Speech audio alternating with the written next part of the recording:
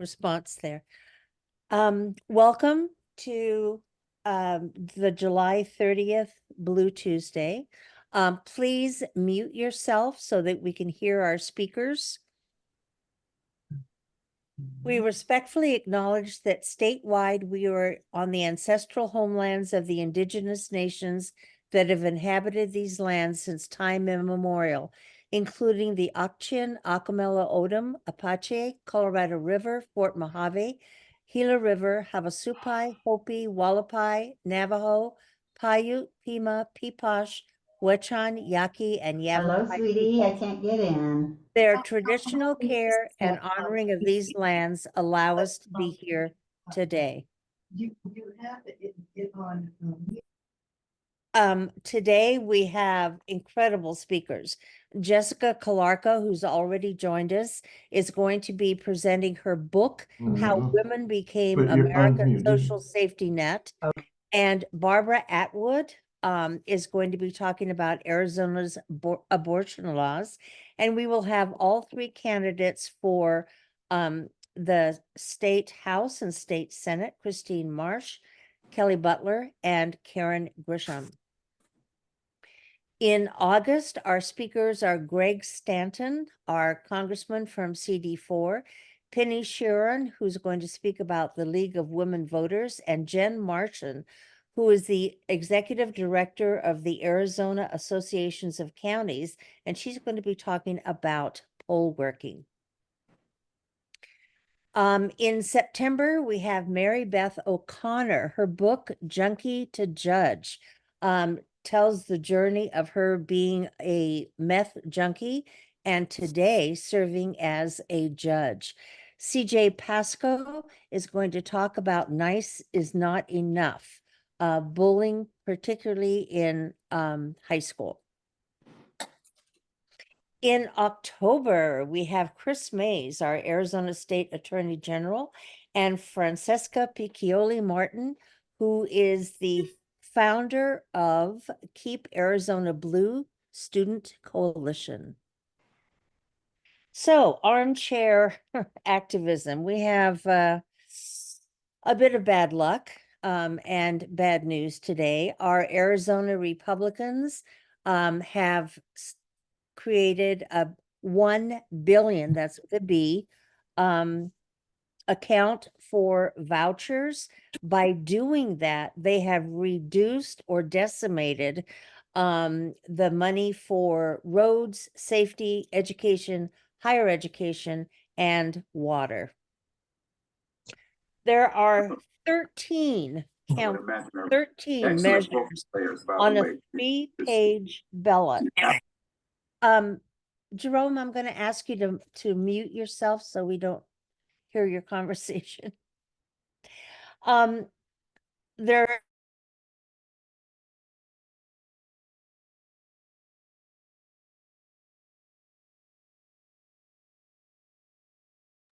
Janie, you're muted. I didn't even touch it. How far? This means there are longer lines at the polls, the risk of voters returning only one page of their mail-in ballot, poll worker mistakes when handing out a multiple-page ballot, and more paper and higher postage costs. In short, all costs to democracy.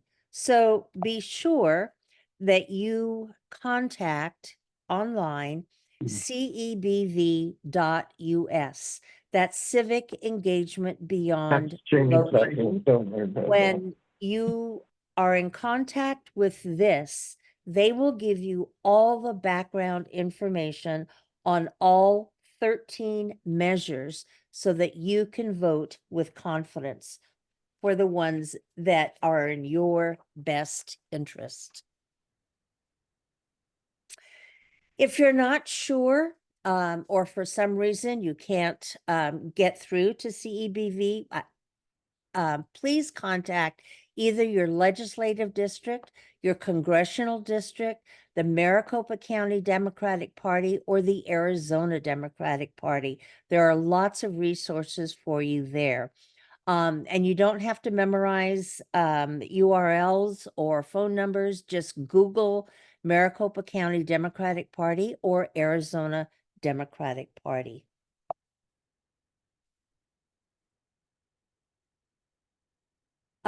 We have, Yeah. hopefully, if we Undo it. can, No, you're Yeah. not muted, but I don't know Um, that they can hear you. notes from our chair, Yeah. Linda Ambrose. Linda, are you Well, the prepared? whole thing is that we're in the middle of something, so it's gonna be a little bit difficult. Uh, like, I will go back to Linda. okay. Jessica, let me give you just a little bit of background about our speaker, Jessica Calarco. On. It just keeps What- muting me back. The host has muted everybody so that Jessica she can hear her Calarco is talk. a professor of sociology at the University of Wisconsin, an expert on families, schools, and inequalities, and a mom of two. She's a well-published author and is with us today to discuss her book, Holding It Together. Other countries have social safety nets. The US has women. Holding It Together chronicles the causes and dire consequences. America runs on women, women who are tasked with holding society together at the seams and fixing it when things fall apart. Acclaimed sociologist there is no Jessica sound. Calarco lays bare the devastating consequences of our You're not status even here. quo. Oh. Holding It You have Together the draws connection on your 5 phone. years of research in which Calarco surveyed over 4,000 parents and conducted more than 400 hours of interviews with women who bear the brunt of our broken system. Tracing present-day policies back to their roots, Calarco reveals a systematic agreement to dismantle our country's social safety net and persuade citizens to accept precarity while women bear the brunt. She leads us to see women's labor as the reason we've gone so long without the support systems that our peer nations take for granted, and how women's work maintains the illusion that we don't need a net. Jessica, we are delighted to have you today. Thank you so much for inviting me. It's a pleasure to be here with you all, and I will certainly I'll try to end at 12:35 instead of 12:45, just to make sure, if not earlier than that, to make sure that we have time for Linda's comments as well, and hopefully get things worked out on that front. I'm going to go ahead and share my screen here, and to give you a sense of and kind of walk you through some of the ideas that I'll share today from my book. And thank you again for inviting me to share this with you all. So before jumping in, I want to say a brief note of thanks to the many graduate and undergraduate students who contributed to the research project that became the book that I'll talk about today, along with the funders who helped to support this work. So essentially, the core idea here with this book and with my research on this topic more generally is that other countries, especially high-income countries, have invested in social safety nets to help people manage risk. They use taxes and regulations, especially on wealthy people and large corporations, to protect people from falling into poverty, give people a life with dignity, a leg up in reaching opportunities, and also the time and energy and incentive that they need to contribute to a shared project of care. In the US, billionaires and big corporations and their political, cronies have decided that they don't want to pay for those kinds of social safety nets. And so they've leveraged their wealth to turn the US into what I call a DIY society instead. In this kind of a DIY model, people are supposed to manage their own risks and responsibilities without support from the government. And the idea here is that if people make, quote unquote, good choices, they shouldn't need that kind of social safety net at all. The reality, though, is that we can't actually DIY society. Sure, some people might be able to get by without social safety net programs, things like universal health care, universal child care, paid family leave, but there are plenty among us, including children and the elderly, people who are sick or disabled, people facing poverty and hunger and homelessness, who need help in order to get by. And at the same time, and as I show in the book, we've managed to maintain this illusion of a DIY society by relying on women to care for those who can't fully take care of themselves. women, for example, hold almost 70% of the lowest wage jobs in the US economy, and those are disproportionately jobs in the caregiving sector, jobs as home health aides, as childcare workers, for example. And on top of that underpaid labor, women in the US also do roughly twice as much unpaid care work as men, including the work of caring for their families, their homes, the work of volunteering in their communities, as I'm sure many of you well know. Now, the problem with this DIY model is that it's left us all in a state of constant precarity. And in particular, it's crushing women, particularly women from systematically and multiply marginalized groups who often have nowhere to turn for support in managing the kinds of risks and responsibilities that they've been handed, and also nowhere to hide when others, see them holding it together and ask them to hold just a little bit more. To show you what I mean here, let me tell you the story of a mom who I'll call Brooke. Brooke was raised in a conservative, white, working class family in rural Indiana, and her parents had a fairly volatile relationship. Given that upbringing, Brooke actually never wanted to have kids of her own, but then, like many young women, she accidentally got pregnant in college. Brooke and her boyfriend initially planned to get an abortion, and his parents even offered to pay. But Brooke's parents found out, and Brooke's mom persuaded Brooke to keep the baby, promising that she would help to raise the baby so that Brooke could finish college. Once Brooke's son Carter was born, though, Brooke's parents told her that they couldn't afford to pay for both college and childcare. And in the wake of that decision, Brooke ended up dropping out of college, moving herself and Carter into a shelter, and going on welfare. And because welfare came with work requirements, Brooke also took the first job that she could find, which was a part-time minimum wage job in retail that she hated. And she eventually found a job that she liked more at a childcare center, ironically. But that job still only paid minimum wage, though it did come with free childcare, which Brooke felt was worth the trade-off because it was costing at the time almost as much as rent for childcare. And yet at the same time, even when she got promoted to assistant director of the childcare center a few years later, Brooke's salary was still only $25,000 a year. And so, given the precarity of her situation, Brooke thought about trying to go back to college to get a nursing degree, but she couldn't figure out how to make it work. She didn't trust her parents to watch Carter because of what she'd experienced growing up in their household. So night classes weren't an option, and quitting her job, even with how little it paid, seemed too risky. And so she just kept working at the childcare center. Even 5 years later, that's where she was still working and still hadn't finished that college degree that she'd been hoping to finish all along. Now, Brooke is one of the hundreds of mothers that my research team and I interviewed for this book between 2019 and 2022. We conducted, as Janie mentioned, more than 400 hours of in-depth interviews with moms and their partners from across the socioeconomic and racial and ethnic and political spectrum. Most of those families were recruited from prenatal clinics in Indiana. So we also conducted 2 national surveys, each with more than 2,000 parents of kids under 18 from across the US. And what I find in these data, and what Brooke's story illustrates, is that women's unpaid and underpaid labor helps to maintain this illusion of a DIY society, making it seem as though we can get by without the kind of safety net programs and policies that other countries often take for granted. Brooke's story in particular also highlights the second part of this equation, which is that to facilitate this kind of exploitation, the US has tried to trap women in motherhood. Now, there are many routes into exploitation, but what the kind of engineers of our DIY society have figured out is that one of the most effective ways to get people to stand in for the social safety net is to give them children to raise and then give them no support in raising those kids. In that kind of a context, the people tasked with raising children, and usually that's mothers, can be forced to take whatever paid job they can find to support their children. And they can be forced also to do the lion's share of unpaid labor because they know that if they don't do it, no one else will be there to pick up the ball if it drops.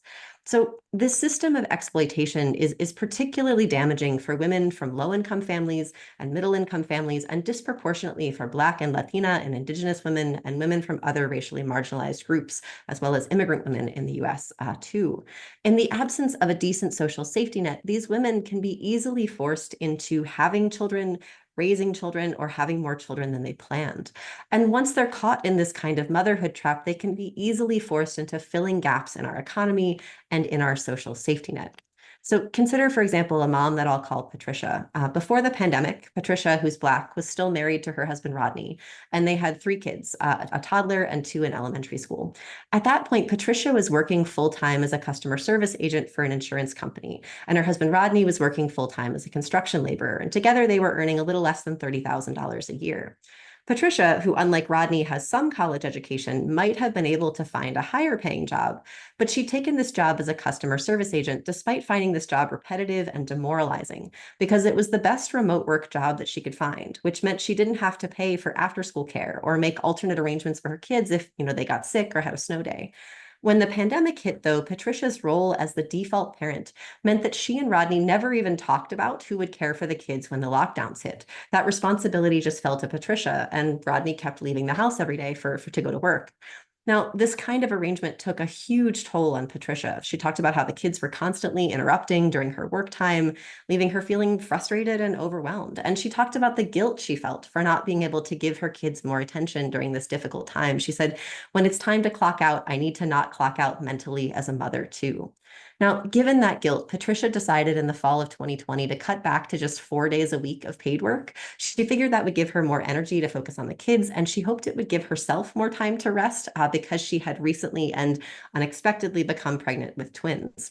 What ended up happening, though, was that Patricia's extended family saw her extra day off as an opening to ask Patricia for help with rides. Since Patricia and her family live in a community that does not have good access to public transportation, and since she's one of the only people in her extended family that has a reliable vehicle.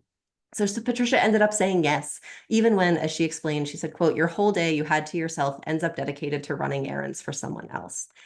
Now, Patricia told me that she said yes because she knew that her family had nowhere else to turn for support, and also because she worried that she might need support herself someday. And unfortunately, that someday came when Patricia and Rodney ended up getting divorced just before their twins were born. At that point, Patricia had to lean on the same people who had leaned on her. After her C-section, for example, she needed someone to drive her to doctor's appointments, and she was grateful that she hadn't said no to her family before. So as we see with Patricia's story, our attempts to DIY society have decimated families and communities, and particularly low-income Black families and communities in the US. In those contexts, it's almost impossible for women like Patricia not to get stuck filling in the gaps in our economy and in our social safety net, because we really left them with so few options in terms of places to turn for support and so few options to hide when others ask them to hold even more. Now, it's important to acknowledge that within this system, more privileged women have it somewhat easier, oftentimes because they can afford to offload some of the responsibility that they've been handed by pushing it onto others who are in more vulnerable positions than their own. Take, for example, Holly and Kathleen, who are a white same-sex married couple. When their daughter Willow was born in 2019, Holly and Kathleen initially planned to split paid work and childcare equally, but the childcare crisis kept getting in the way.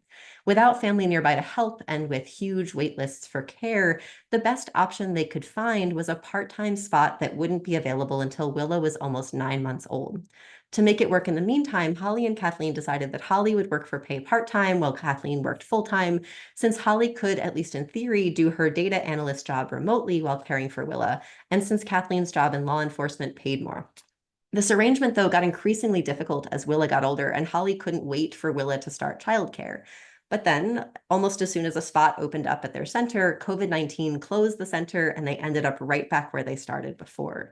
And ironically, even when the center did eventually reopen, staffing shortages, which many centers are experiencing across the US, meant that they could only open from 9 a.m. to 4 p.m. each day. And this left Holly frustrated because she wanted to go back to working full time. But after talking to the center director, she learned that there was really nothing they could do because the center couldn't afford to pay much more than minimum wage to their staff and couldn't afford to offer healthcare benefits or decent wages. And so they were struggling to fill these positions. And that left learning this kind of system left Holly feeling guilt-ridden. She told me, Kathleen and I just feel really guilty about being complicit in this system where it's like we have all these women of color watching our kids and we're not really taking good care of them. The guilt of that kind of complicity, weighed heavily on Holly. And yet at the same time, she recognized that she and Holly needed, or she and her partner needed reliable, affordable childcare if they were going to be working full time, and especially if they wanted to save up enough money to be able to pay for the IVF that they would need to be able to have another child. And she talked about how she said, we have more than we need right now, but it could change at any moment when there's not that social safety net. So you're like, I guess I should just hoard it in a giant pile and sleep on top. And so, as we see here in Holly's story, some women benefit from the exploitation of others because that exploitation makes it more possible for them to afford to outsource help with care.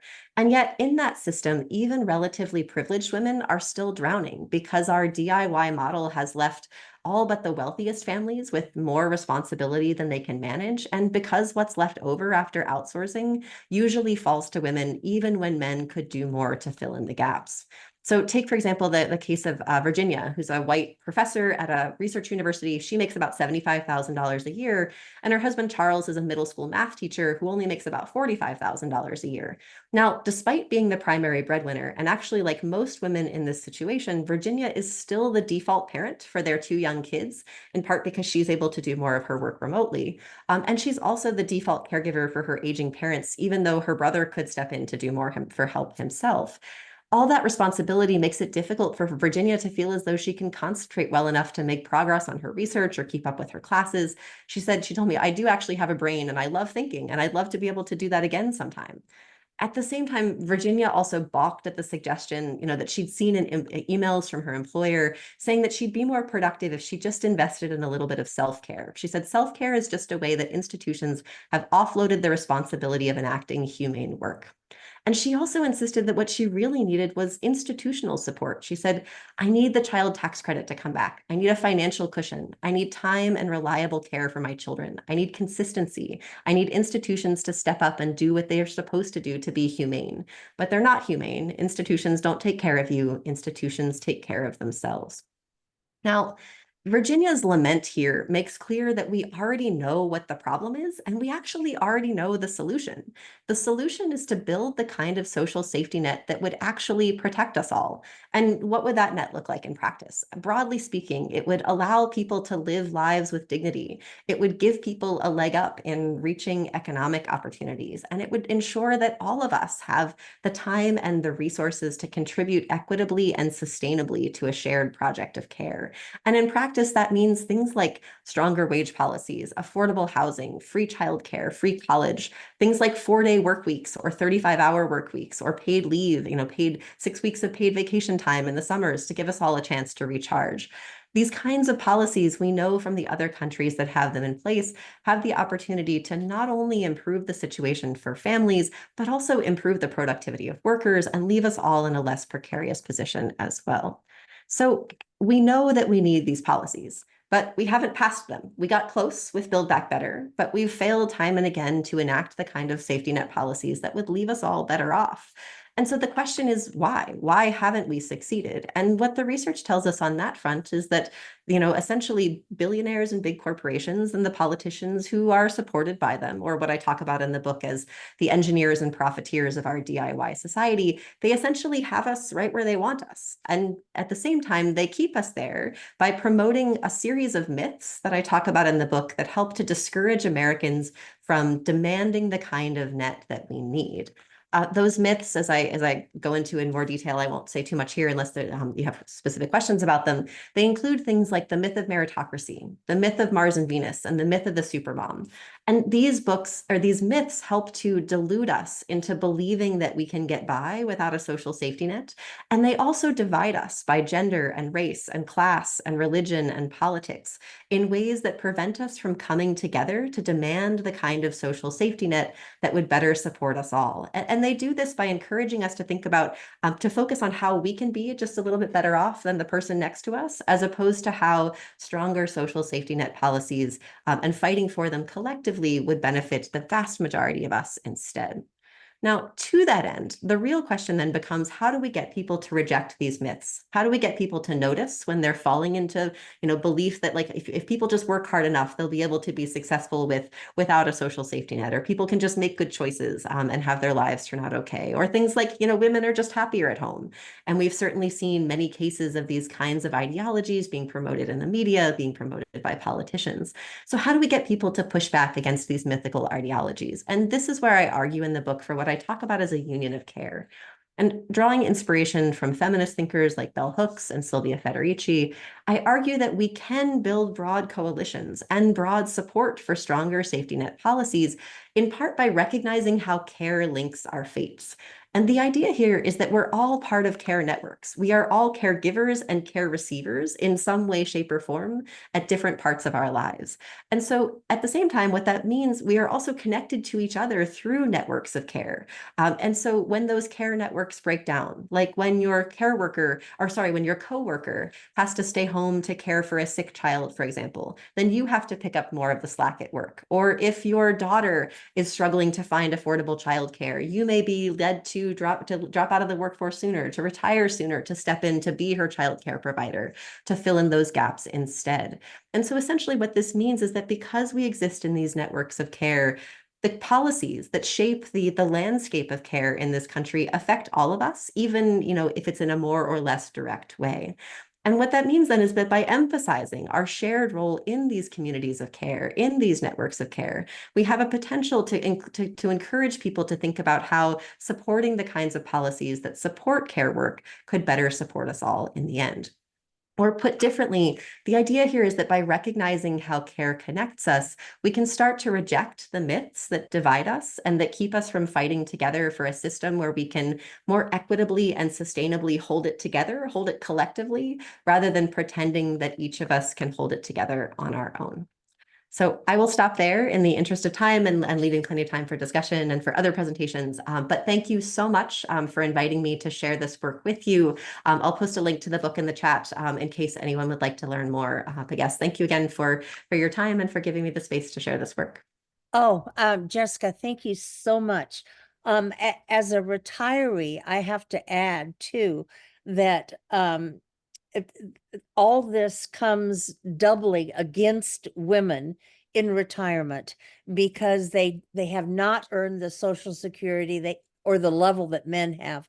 They have not earned pensions that would carry them through a comfortable social retirement. So it's not just during the lives of these women, the career and the working lives, but it's in retirement, and it's for their entire life that these disadvantages exist.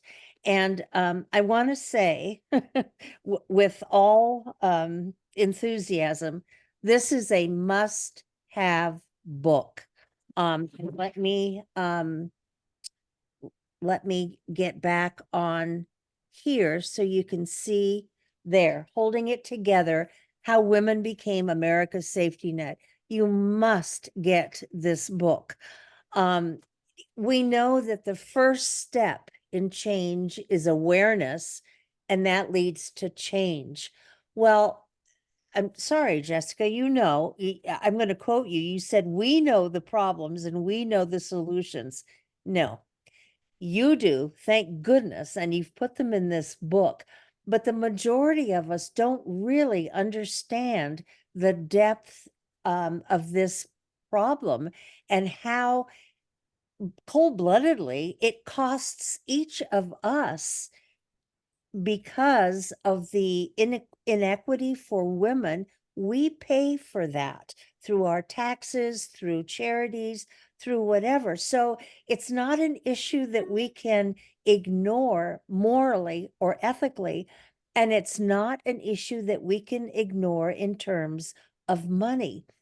Your book does solve the awareness. It's all there. There are true cases. You outline what the problem is, but you don't stop there. You provide the solutions for action. So each one of us today is capable of doing something to change that. And all we need to do is read your book, find out, follow the guides for action, and we can make a big difference. So again, thank you so much for being with us today and sharing those thoughts. We do have a couple of minutes let me check the chat. If someone has a question for Jessica or well, great presentation, so much to think about. Thanks so much for this amazing truth. Awesome presentation. I will try, if you can raise your hand electronically, digitally, whatever, if you have a question for Jessica. We do have time for a couple of questions. And let me underscore that again. This is a must-have book. Melanie Hobden has a question. Thanks so much, Janie. You know, I echo what Janie is saying on the retirement part, but I have been working on this for many years now. And what is the one thing we can do to foment some sort of change so we can get out of this situation? Just give us one idea. Yeah, that's a great question. And certainly, I think on that front, one thing that we can notice is that we spend a lot of time in our social networks interacting with other people. And certainly, we often use them as spaces for care. But those interactions around care can also be a place for collective organizing. And I think that's something that we often overlook the skills and the strengths that especially women have opportunities to do in the work that they're doing with others, the connectedness they have in their communities, is to translate some of that work, whether that's online spaces that you're part of or in-person groups or volunteer organizations, thinking about how can I turn some of that care work into opportunities to get people on board, to understand these messages, to think about the value of collective organizing, the value of involvement in political, getting people out to vote, helping people understand the consequences of these kinds of policies. I think kind of rethinking about how we use our day-to-day social interactions and creating space in our social networks for organizing and thinking about, how do we either, figure out which one of us is going to run for local office or which one of us is going to lead a campaign. These are the kinds of things that we can do in our small moments, in addition to also noticing when we fall into mythical thinking ourselves and noticing when other people do and helping to call them back in, helping them to see the larger structures. I think those are kind of two things that each of us can do, day to day in our lives to make a difference on those fronts. But thank you. Thanks so much again, Jessica, for joining us today. It is frustrating and disturbing, the message that you have, but the flip side of that is the message of hope and action that you provide for us. So thank you so much for being one of our guests today. We really appreciate that. Thank you. This has been a pleasure. Our next speaker is Barbara Atwood. Professor Atwood is the Mary Ann Ritchie Professor of Law Emerita and co-director of the Family and Juvenile Law Certificate Program at the University of Arizona, James E. Rogers College of Law. Professor Atwood's scholarship explores topics at the intersection of civil procedure and family law, with a particular focus on issues of voice and representation for marginalized groups. She has spoken at national and international conferences on child representation, child's voice, the Indian Child Welfare Act, and private ordering in family law. Her books include Children, Tribes, and States, Adoption and Custody Conflicts over American Indian Children, and A Courtroom of Her Own, The Life and Work of Judge Mary Ann Ritchie. Professor Atwood was appointed to the National Conference of Commissioners on Uniform State Laws in 2006 by then-Governor Janet Napolitano and continues to serve as a Uniform Law Commissioner. She's currently the chair of the Joint Editorial Board for Uniform Family Laws and was an advisor on the Restatement of Children and the Law project. Professor Atwood was appointed Judge Pro Tem of the Tohono O'odham Nation in 2013. I've asked Dr. Atwood to address the issue of Arizona's abortion laws. Barbara, thank you so much for being a guest today, and welcome. You are muted. Oh, Thank there you. you go. All right. I'm going to try. Thank you so much for that introduction. And now I'm going to try to screen share. And this seems like it might be working. Yay. Let's see here. I'm screen share if I want to get on. Okay. Okay, great. Yay. I really enjoyed the presentation by Jessica, and the book does sound fabulous.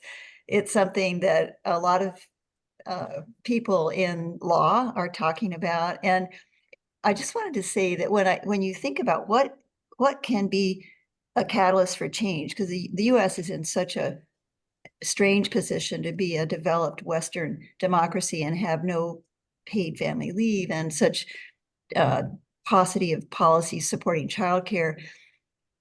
I think that is a component of the current Democratic presidential candidate's campaign pitch. I mean, she's very aware of these needs and seems to take it really, really seriously. And I think it does take a leader. It takes all of us, but it does take a leader at that level to voice these policies. So your book is so timely too. I'm looking forward to reading it. So what I thought I would do today, for all of you to kind of talk about the abortion policies as they've developed in Arizona. And even though we live here, it can be quite confusing because we've had a lot of chaos, frankly, in the last, ever since the Dobbs decision. So I'll walk us through the evolution up to where we are now.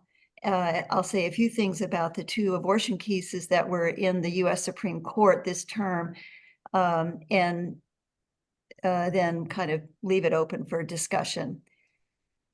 So going back to the beginning in Arizona, this infamous territorial law was enacted during the Civil War in 1864. The language that's up on the slide has basically remained unchanged. It was recodified and given an updated denomination once Arizona became a state, but the language essentially prohibits abortion in the language of this old code provision, prohibits the administering to a pregnant woman or procuring for such woman medicine, drugs, or substance, any instrument or other means, whatever, with intent to procure the miscarriage of such woman, unless it's necessary to save her life. So, in other words, from that point, there was from conception forward a prohibition of abortion except to save the life of the woman. And that appeared in this code that has other things in it that would be shocking to our modern eyes. Anti-miscegenation law. There were provisions about property ownership within a marriage where the husband was the manager of the property. And it was also passed by an all-male Yes. government, needless to say, because women had no right to vote. No, they couldn't serve on juries, and they certainly weren't members of the legislature. Over the next 100 years and more, that law was what governed in Arizona up until 1973, when the US Supreme Court decided Roe v. Wade. At that point, a few months after Roe v. Wade came down, the law was enjoined by the courts in Arizona, and in a lawsuit that began here in Tucson, where the University of Arizona is located, in Pima County.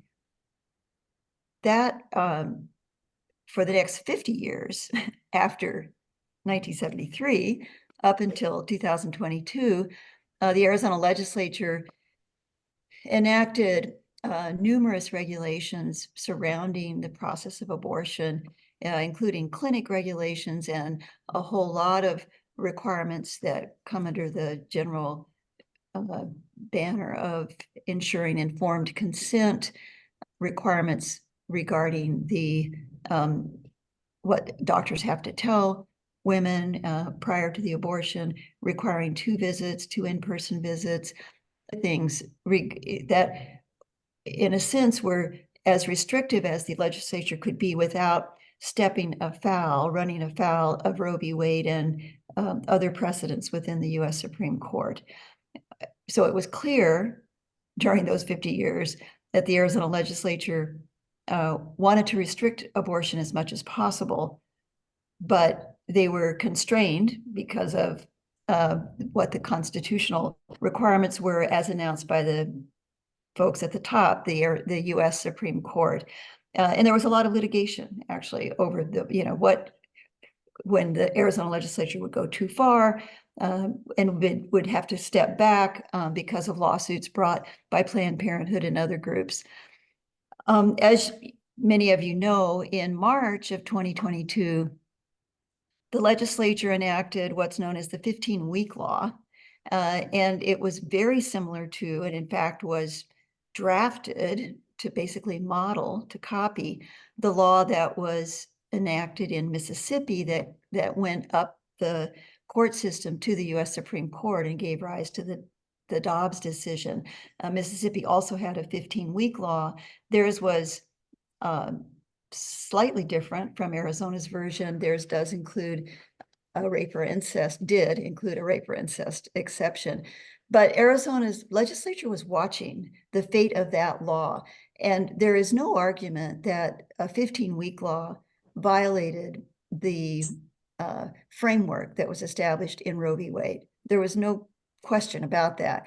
So it was quite daring, in a sense, for Mississippi and then Arizona to have enacted these laws to sort of test what the Supreme Court, the US Supreme Court, would do with them. And there's been some recent reporting and a very recent book about the history of this effort to challenge Roe v. Wade. And these 2 journalists from the New York Times have really tracked that effort and shown that it was very strategic and very deliberate to choose Mississippi and to arrive at the number of 15 weeks that they thought maybe the US Supreme Court would relax the framework of Roe v. Wade, but keep Roe v. Wade intact.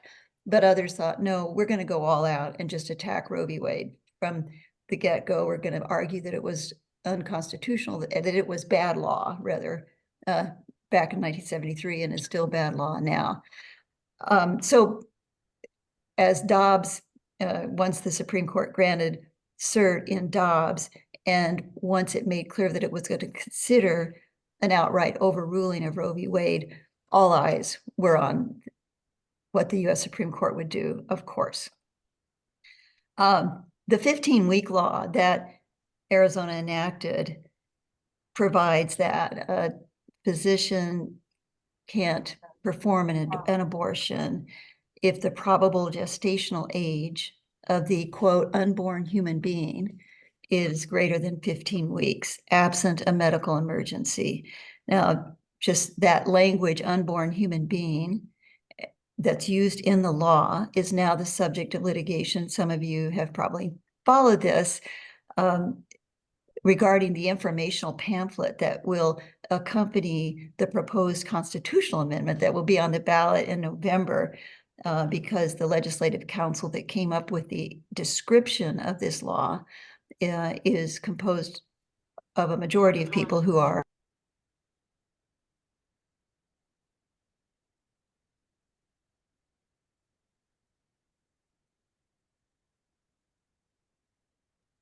Barbara, we lost your audio.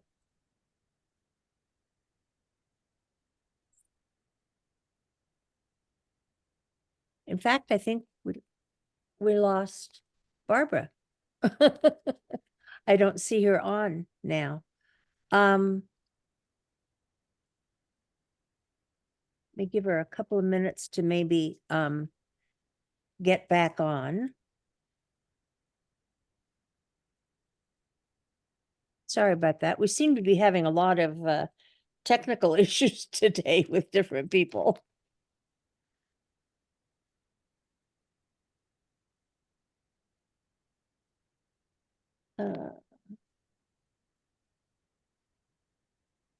See if I can. Oh.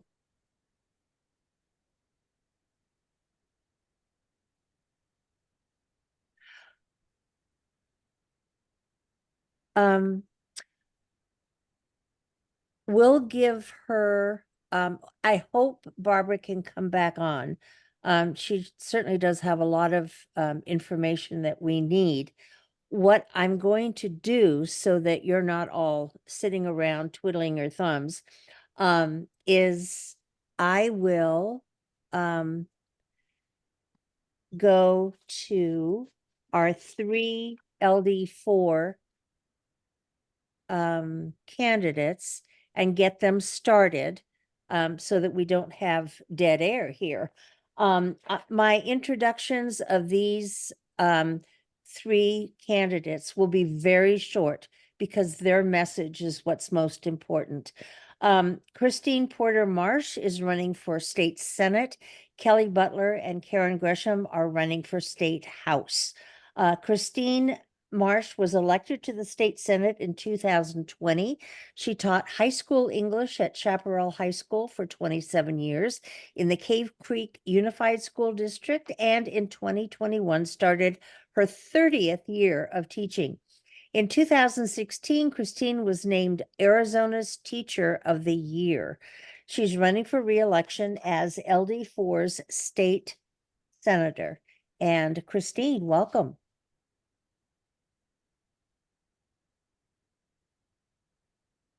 Go ahead and unmute yourself.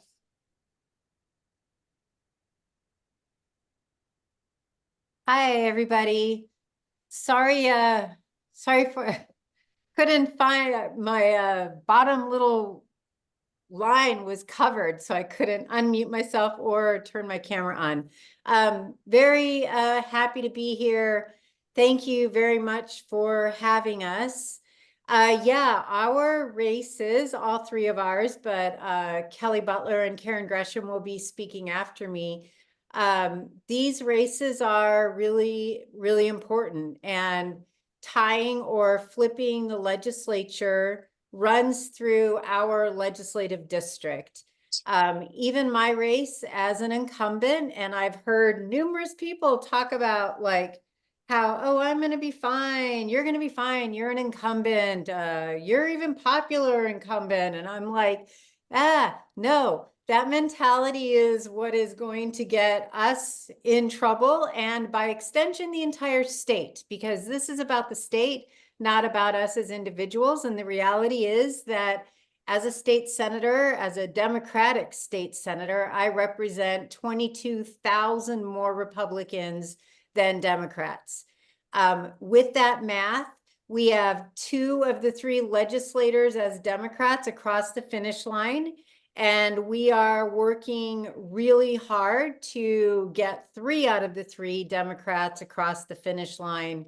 And that in itself will go a long way to changing the state. If we are able, and again, I'm not going to steal Kelli and Karen's thunder, but the pathway to a tie is through them. And the pathway to a tie is through me as well, because we as Democrats have to retain my seat. And again, it isn't about me as an individual. It is not about Kelli or Karen as individuals. It's not even about Legislative District 4. It is about the state, because the state, if we do indeed tie or flip, and certainly we are working on flipping, it will be a game changer for the entire state as a whole. Right now, everything is in the power of the whims of the Republicans, and I'm using the word whims quite intentionally because it truly is their whims. And because they are the majority party, they can do whatever they want, and they do.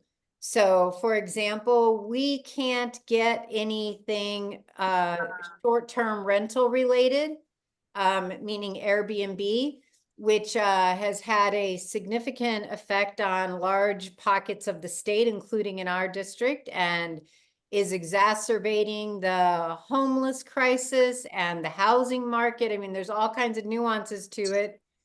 We can't get anything on the board regarding short-term rentals for the simple fact that the current Senate president owns short-term rentals. So if he doesn't want it up on the board, it isn't going to go up on the board. So even small common sense bills, we can't get hearings for because it purely relies on the Senate president and the Speaker of the House.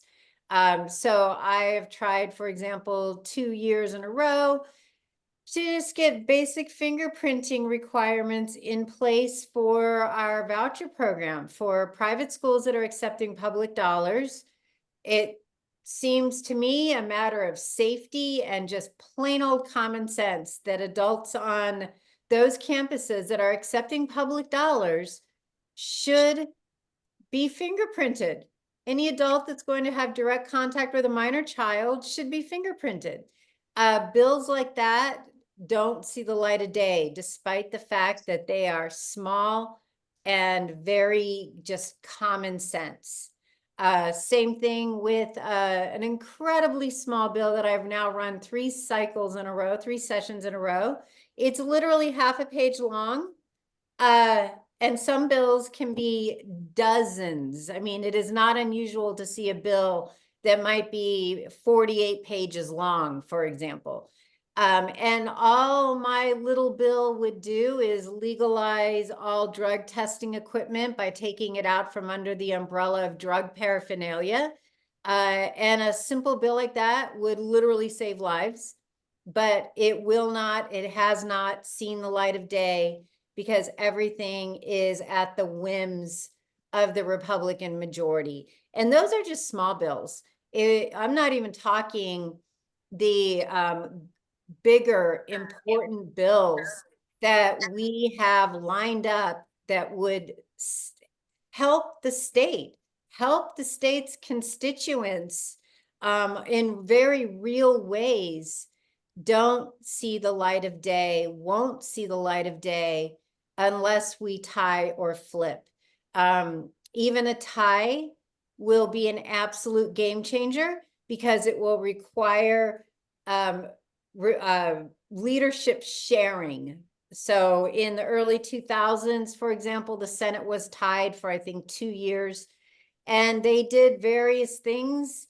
And the 2 parties had to come to an agreement. So I know for at least a little while, they would have 3 weeks of a Senate president who was a Republican, 3 weeks of a Senate president who was a Democrat. That in itself would be a game changer. Obviously, we want to actually flip so we have a better opportunity to get really good policy across the finish line. We would be in a situation where Governor Hobbs doesn't have to keep her veto pen so close by and so handy. But I just want to make sure people understand that even a tie will be a game changer because of this shared power structure that will have to go into place. And all of that runs through LD4.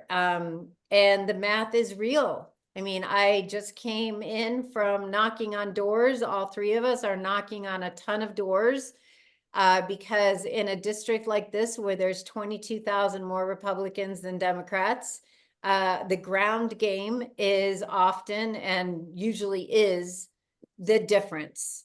So I'm keeping it short like that because we've got 2 after me. And I don't know if I'm staying on. I don't know if there will be opportunities for questions or anything, but certainly I will be on and ready to entertain those if those do come up. But thank you for being on this call and being engaged. This is what it takes. And I'm very hopeful for the future of Arizona. But even that hope, behind that hope is a whole lot of hard work that's going to happen between now and November. So again, thank you for having me, and I will hand it off to whoever is going next. Thanks. Who's going next is Kelli Butler. Kelli was a member of the Arizona House of Representatives until 2023, then served on the Maricopa County Community College District Governing Board. Glad to have you back running for the House of Representatives, Kelli. She's also the owner and office manager at Butler Family Dental, and she's running for election as LD4 State Representative. Kelli. Hi, everyone. Thank you so much. It's wonderful to be here. Last time I was at Blue Tuesday, you were still in person because that's how long it's been.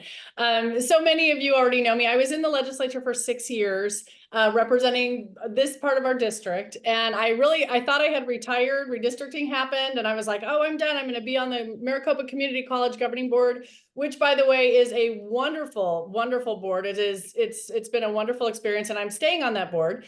But this opportunity that Senator Marsh described to flip the state house was too much. I couldn't just sit on the sidelines. I have grandchildren now, and I care too much about Arizona to not continue to try to work toward what we know is possible. And I will just say it's been wonderful to hear Jessica Calarco and her book. And if I could just encapsulate an entire policy position out of her research, I think that's what I have always tried to do, expand access to health insurance and paid leave and all of those things and our workforce, our economic workforce. I took a lot of notes, and I'm looking forward to reading that book. But that is what is missing at the legislature. And every year that I was there, I was elected in 2016. It just got more and more extreme as, moderate Republicans would lose their primaries to more extreme people. And by the time I left in 2022, it was really just the MAGA Freedom Caucus running the show down there. So it is dire that we flip at least high, if not flip, so that we can stop some of these really extreme bills that we continue to see. I will give you an example. So Karen Gresham and I are running for the two seats in the House from LD4. One of them is an open seat that Laura Tarrick was in, and she stepped down. And then the other one is currently held by a Republican named Matt Gress. It's important for you to know that Matt Gress, his first year in the legislature, introduced 5 different fetal personhood bills. And as we're seeing this, the fetal personhood and the abortion restrictions and all of the Project 2025 fear, this was kind of part of that whole movement. One of his 5 bills would have had people, if you registered your pregnancy with the Arizona Department of Transportation, you could get a placard to drive in the HOV lane if you were pregnant. Now, I know I don't know any pregnant woman whose biggest concern is driving in the HOV lane, especially when Arizona has, some of the worst maternal outcomes in the country. But he had 5 bills like that were kind of, they're this sneaky backdoor to establishing that life begins, at conception, at the moment of conception, that fertilized egg would have the same rights as the mother. His 5 bills tell us that he has a dangerous set of priorities, and he said that he was working with the Center for Arizona Policy on those bills. So, as we saw all of the chaos and about the abortion bills this year, and he, tried to get on the right side of that issue, but I think he knew that Karen Gresham and I were both running against him. And I think it's clear that he is more concerned with keeping his seat than he is about women's health. So we are doing our best to kind of draw attention to what we could be doing if we have a tie, the things that we could be compromising on in Arizona. We still, 49th in the nation in education funding, still, doing horribly with regard to, giving our students access to the things that they need. So we have an opportunity in this district. It's so important that you're on this call and that you're engaged and involved. As Christine pointed out, LD4 is the center of the universe here, and part just one of very few districts in Arizona where we have a potential to flip a seat. So we are going to need all hands on deck and all the help we can get. I will tell you, this is my 5th time running for the legislature. I lost once, ran for the Senate, and then I won. And this is my 5th run. we have campaign plans that are more robust than it ever has been. It is going to take us so many resources to break through in this presidential year to really get people to understand how important legislative races are. We need a lot of help. We need money. My website is Kelli for AZ. I hope Karen Gresham will tell you hers, but as I said, this is a more robust campaign plan than I have seen ever.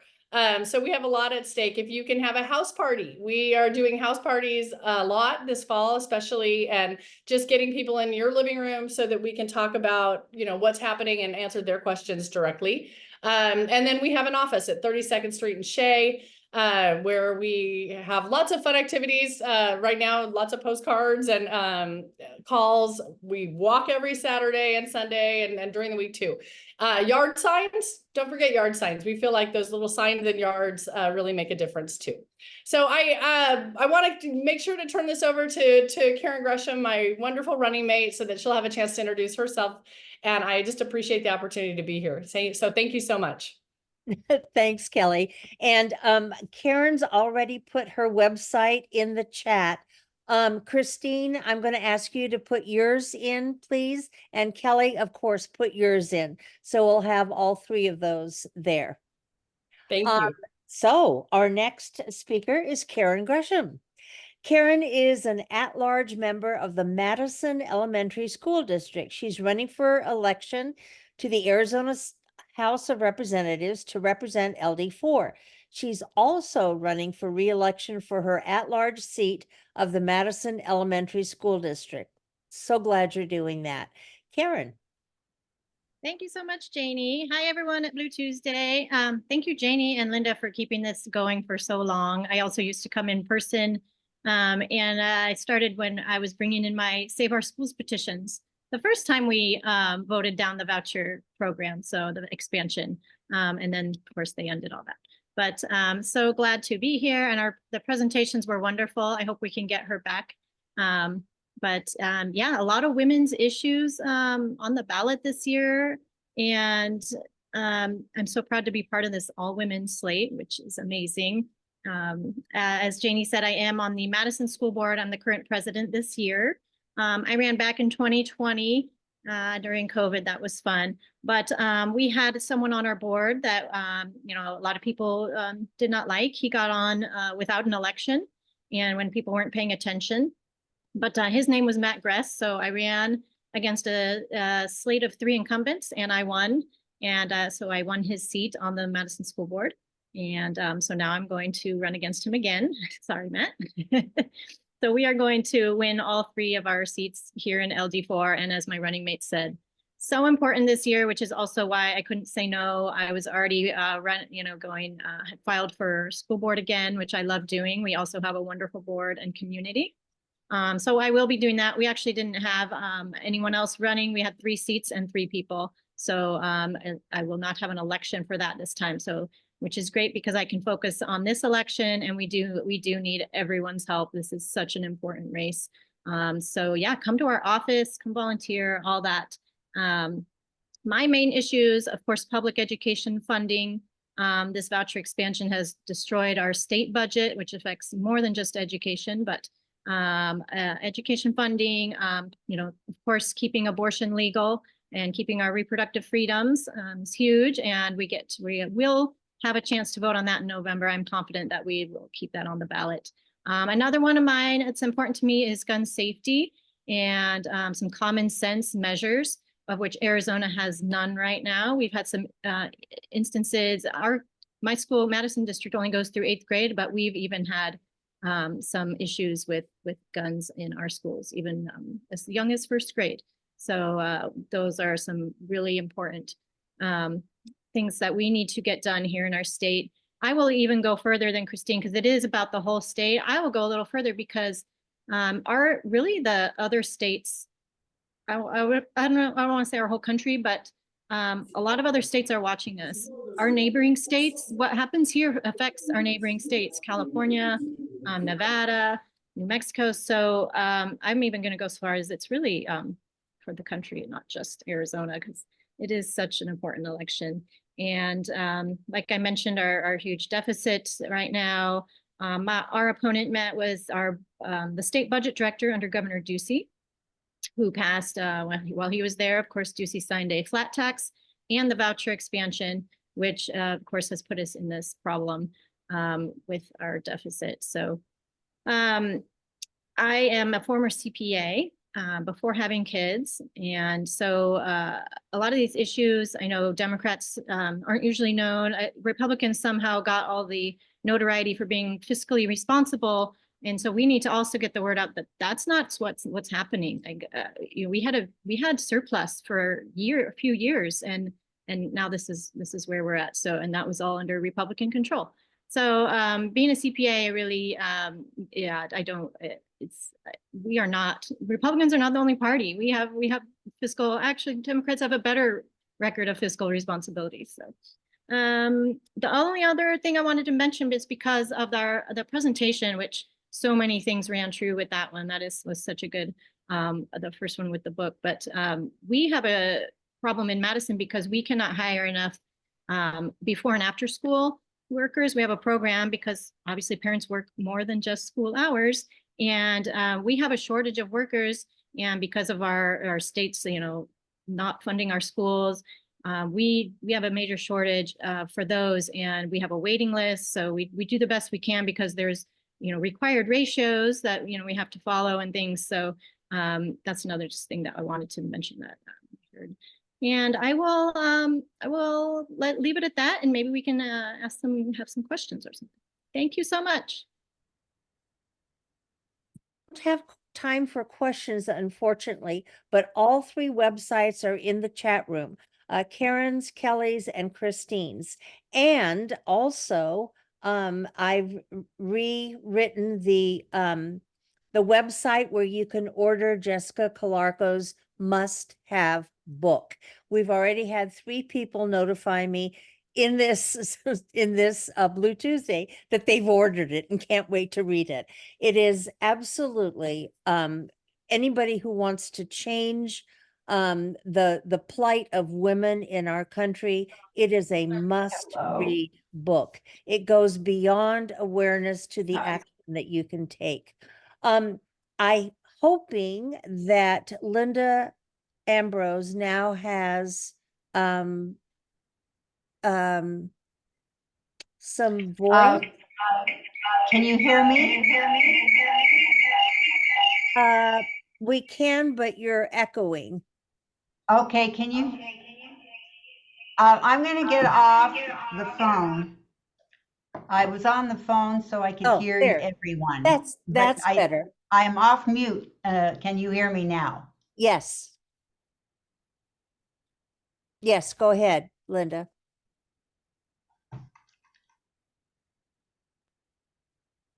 So I am not heard. No, we hear you now. You're okay. Nan, can you hear me?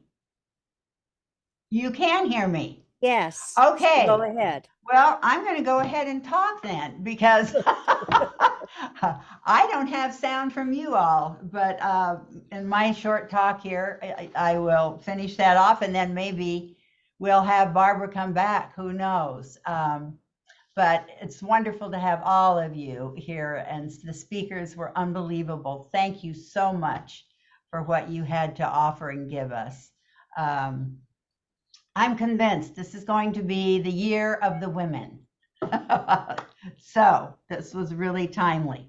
And I want to say belatedly hello to you all, sweet people, and welcome to our Blue Tuesday Forum for July 30th, 2024. This also happens to be the voting day for our Arizona primary ballot, and I trust each of you have already exercised your right to vote, which is a privilege. And let's just talk for a minute about this month of July. Hasn't it been a doozy, as I would say? And if you've heard it once, you've probably heard it 100 times. What a political bombshell this past week has been. In summary, our President Biden just stepped down from his presidential re-election candidacy while endorsing his Vice President Kamala Harris as his choice to run for the highest office in the land and perhaps in the world. He had to let go of his dream to finish and fully accomplish all his goals as President of the United States. And his sacrifice should never be minimized, in my opinion, but should be realized as a true act of heroism. It was. Most would never give up such power. And yes, for some moments he held on tight to that dream of finishing what he started. But when his weakening health was made known to the world by the televised debate of his poor performance, his followers and contributors began to drop like flies. And yes, it took him several weeks more to acknowledge he wasn't the man he needed to be to take on 4 more years as President of the United States. Yet let's remind ourselves that all that has occurred to where we are today has happened in less than 1 month's time. Actually, since you and I were here together in June. And in that week of June 25th, I believe it was, we were just waiting for the debate that happened and changed our history.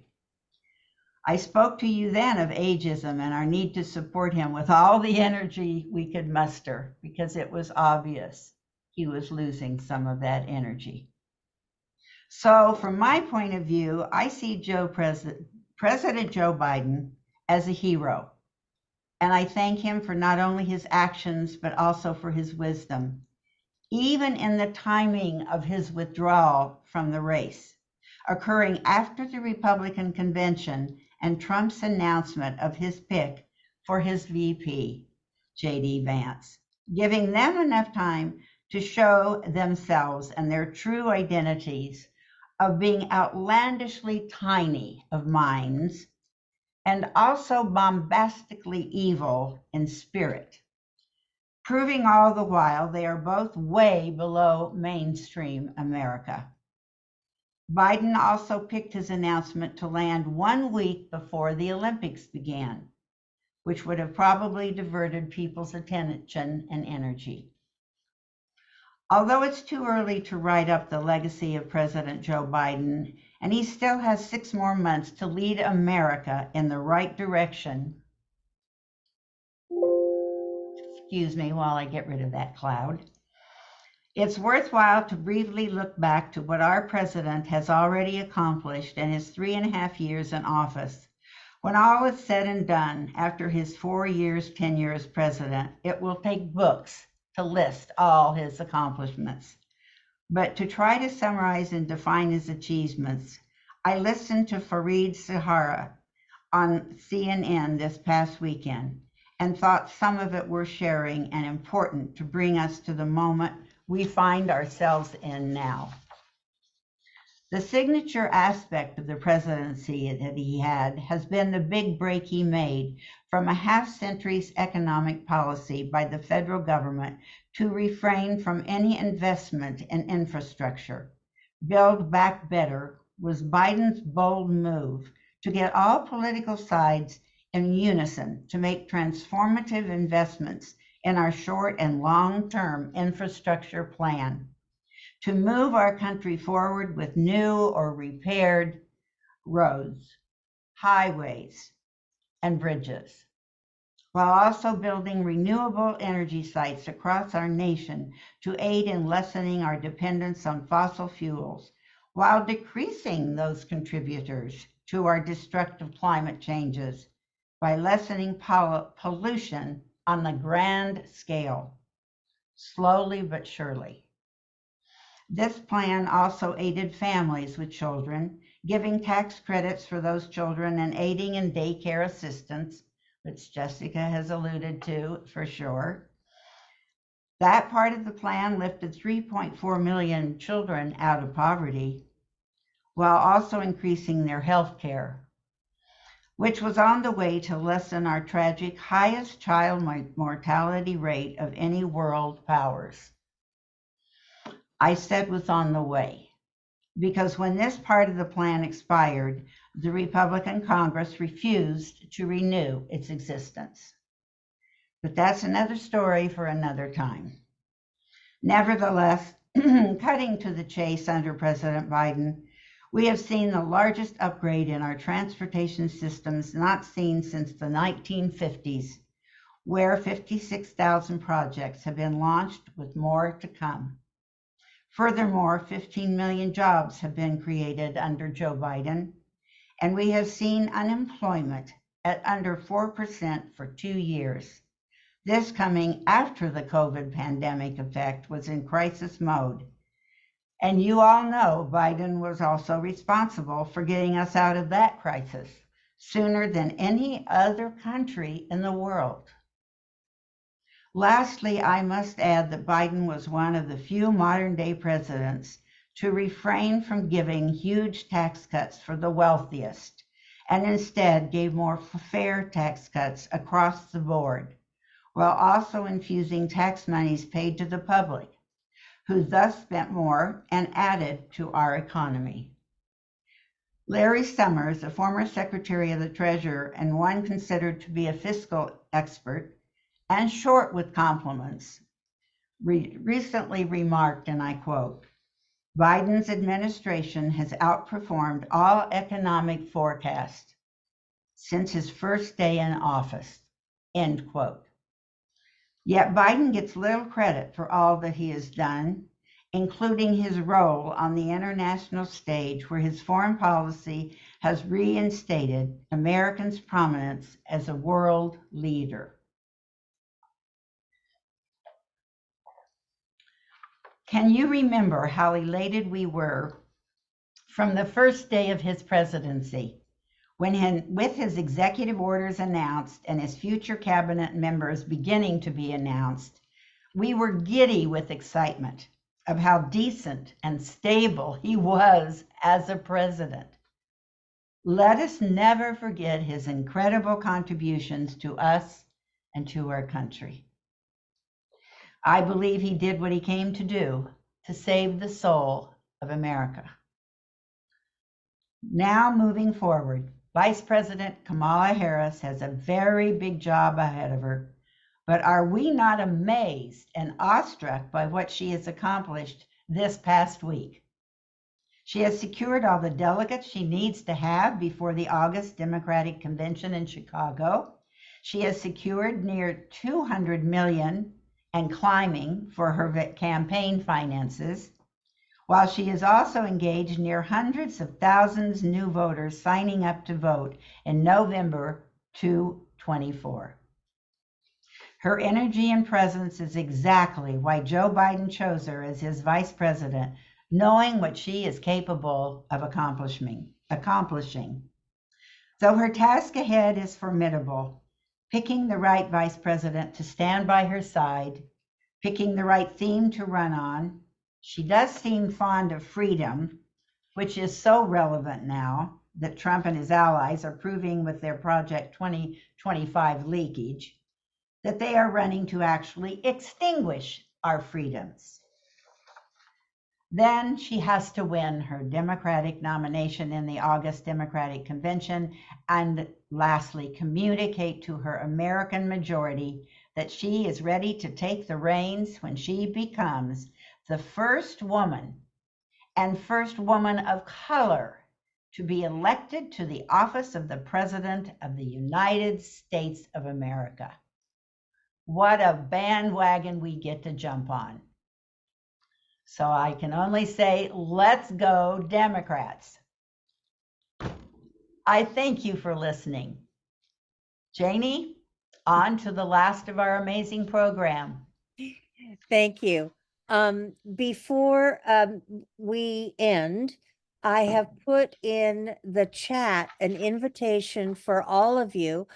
Jessica, you might have a bit of a travel here. There's an Arizona Alliance for Retired Americans is having a special event on August 7th at 10:30 in the morning at Pyle Community Center. And our speaker will be Congressman Greg Stanton, who is the congressman for CD4. And it is going to be focused on Medicare, on Social Security, and the Inflation Reduction Act. Now, not only do we have the fabulous Greg Stanton, but you have a fabulous free lunch too. It's from 10 to 1. And in the chat room, I put some information about it and also the link where you can RSVP for that. So if you live anywhere near Tempe, not Wisconsin, and you would like to come, we would love to have you. You can register just by clicking on that in the chat room. So let me just remind you, thank you again for being with us today.